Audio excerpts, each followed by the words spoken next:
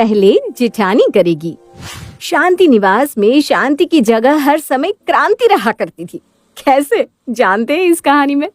शांति अपनी दो बहू नेहा और प्रीति के साथ रहती थी।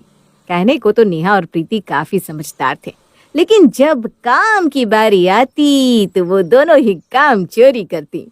ऐसे ही एक दिन शांति अपनी बड़ी बहू नेहा से कहती है, नेहा बहू, आज मुझे कुछ खाने को मिलेगा या नहीं? दोपहर हो गई, तुम दोनों को तो खाना खाना नहीं है, लेकिन मुझे तो खाना दे दो। माँ, मैंने प्रीति को कहा था, उसने अब तक आपको खाना नहीं दिया। आप यहीं रुकिए, मैं अभी उसको बोलती हूँ। इतना बोलकर नेहा अपनी देवरानी के कमरे में जाती है और उससे कहती है, प्रीति, तुमने माँ जी को अब तक खाना नहीं दिया, तुम्हें टाइम नहीं दिख रहा है क्या? माफ करना दीदी, लेकिन मैं अभी बिजी हूँ। एक काम कीजिए ना, आप ही माँ जी को खाना दे दीजिए। वैसे भी आप तो माँ जी की फेवरेट हो, आप इस घर की बड़ी बहू जो हो। अच्छा, जब माँ जी तुम्हारे लिए सामान लाती है तब तो तुम ये बात नहीं कहती कि दीदी आप इस सामान को आप ही रख लीजिए, वैसे भी आप माँ जी की पसंदीदा बहू हो। हाँ तो क्यों कहो, आखिर माँ जी वो सामान मेरे लिए लाती हैं, मैं अपनी चीजें आपको क्यों दूँ?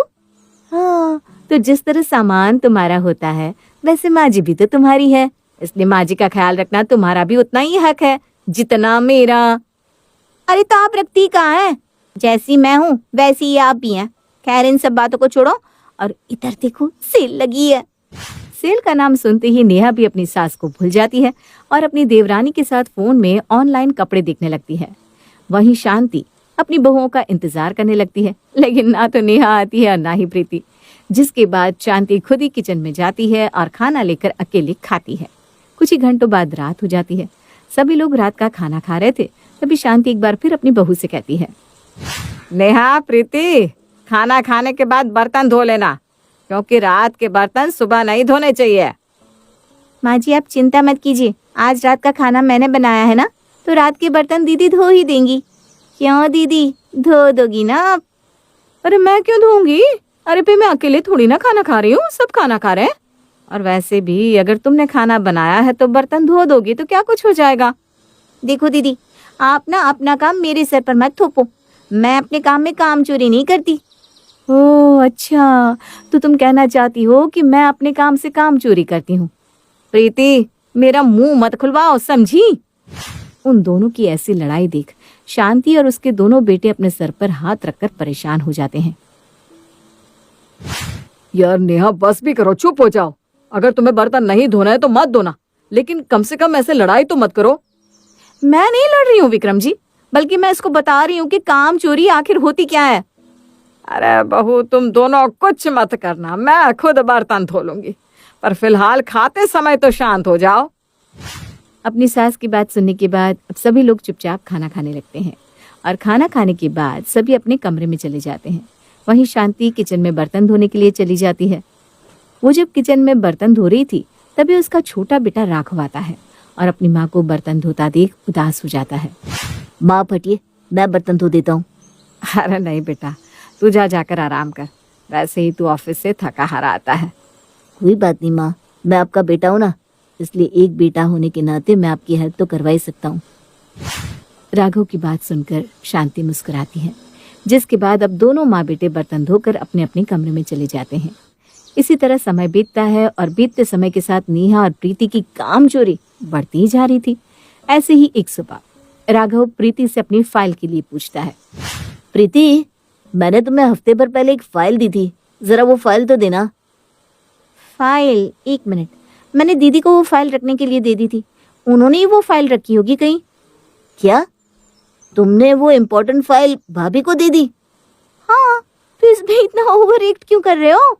दीदी को ही तो फाइल दी है, वो अच्छे से सामान रखती है इसलिए। क्यों, फाइल तुमसे नहीं रखी जाती क्या? अब जाओ मांग कर लाओ भाभी से वो फाइल।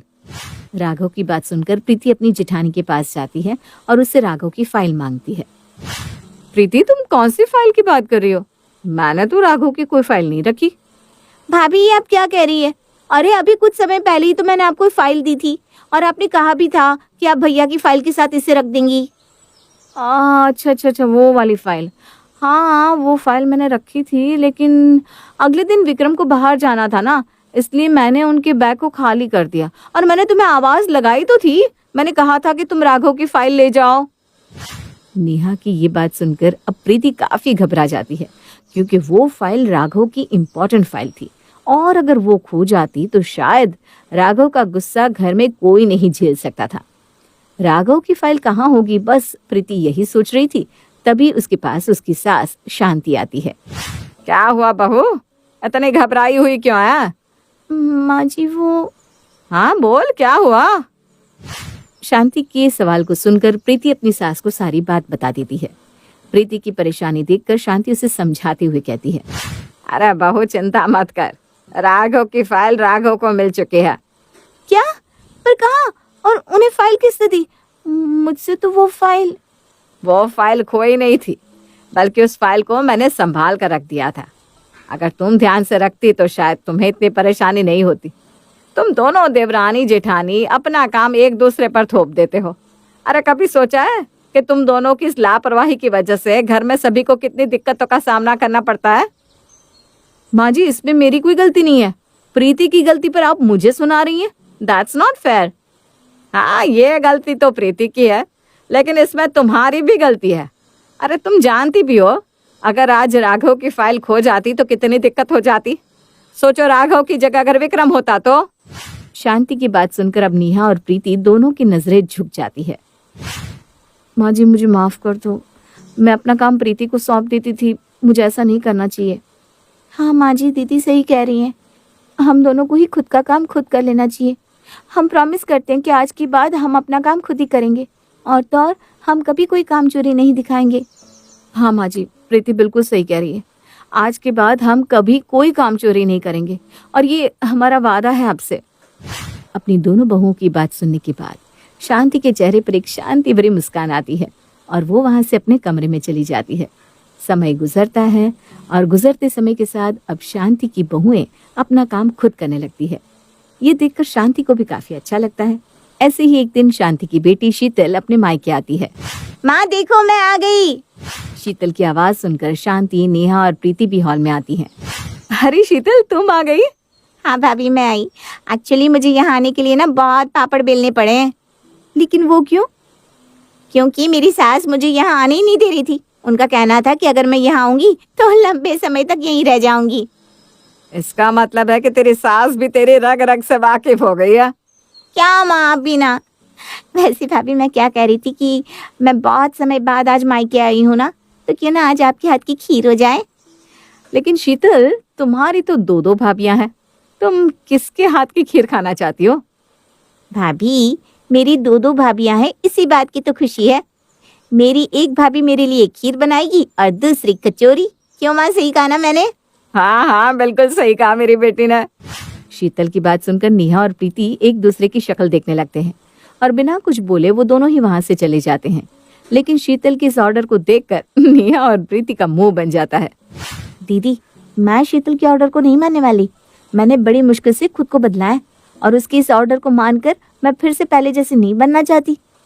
ये तो मैं भी नहीं चाहती प्रीति, लेकिन क्या करें, हमारी ननद इतने समय बाद हमारे घर आई है, और उसको हम मना तो नहीं कर सकते, क्योंकि अगर हमने उसे मना कर दिया तो इस घर में दोबारा तगड़ा कलेश हो जाएगा। अरे दीदी, अगर हम कुछ मना नहीं कर सकते तो क्या हुआ, हम काम चोरी तो कर सकते हैं ना। मतलब ये कि हम अपना पुराना तरीका अपनाएंगे। प्रीति की बात सुनकर नेहा मुस्कुराने लगती है, क्योंकि नेहा उसकी कही बातें अच्छे से समझ जाती है कि आखिर वो कहना क्या चाहती है। शाम हो जाती है, पर घर में खाना अब तक नहीं बनता, और जब ये बात शीतल और शांति को पता चलती है तो शांति अपनी बहू से पूछती है, अरे बहू, अब तक तुमने खाना क्यों नहीं बनाया? क्या दीदी ने अब तक खाना नहीं बनाया? पर मैंने तो दीदी को कह दिया था कि मुझे ना तो कचौरी बनानी आती है और ना ही खीर। अरे मुझे भी नहीं आती, सारा काम मैं करूं और क्रेडिट तुम ले जाओ, हैं? प्रीति और नेहा की इस तरह की बहस सुनकर शीतल बीच में ही बोलती है, भाभी रहने दीजिए, भूल गई थी मैं कि आप दोनों से काम तो हो ही नहीं पाता। कोई बात नहीं, मैं खुद ही बना लूंगी। इतना बोलकर अब शीतल खुद ही खाना बनाती है, और सबको खिलाने के बाद बर्तन भी धोती है, क्योंकि शीतल को अपने मायके के काम करने पड़ रहे थे। बस इसलिए वो अगले ही दिन अपने ससुराल चली जाती है, और इस तरह उन लोगों की काम चोरी उनके लिए पहली बार काम आती है।